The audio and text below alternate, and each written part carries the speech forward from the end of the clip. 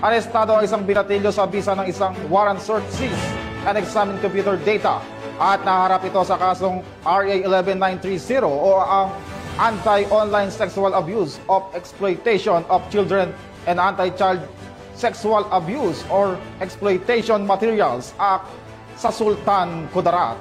Alamin ang buong detalye ng balita mula kay Patrolwoman Mary Grace Artizuela.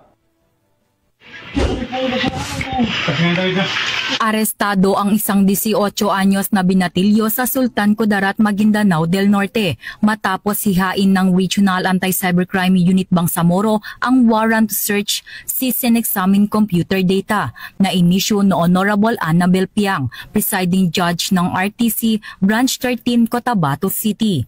Ang suspect ay nahaharap sa kasong paglabag sa Republic Act 11930 o ang Anti-Online Sexual Abuse or Exploitation of Children o SAEC at Anti-Child Sexual Abuse or Exploitation Materials o SAEM Act na may kaugnayan sa Republic Act 10175 o ang Cybercrime Prevention Act of 2012.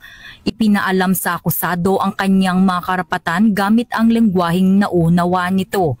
Pansamantalang nasa kustodiya ng Sultan Kudarat Municipal Police Station ang suspect para sa dokumentasyon at paghahanda para sa kanyang inquest proceedings.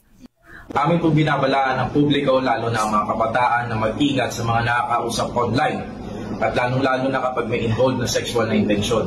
Agad itong ipaalam sa otoridad dahil ito ay labag sa batas na RA 11930 o Online Sexual Abuse o Exploitation ng mga bata, SAEC.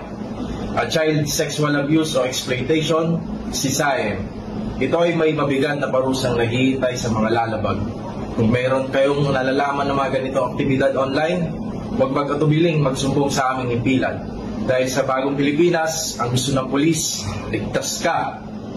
Patuloy na pinapaiting ng PNP Anti-Cybercrime Group ang kampanya laban sa online child exploitation upang mapanagot ang mga lumalabag sa batas at maprotektahan ang mga bata laban sa anumang uri ng online na pang-aabuso.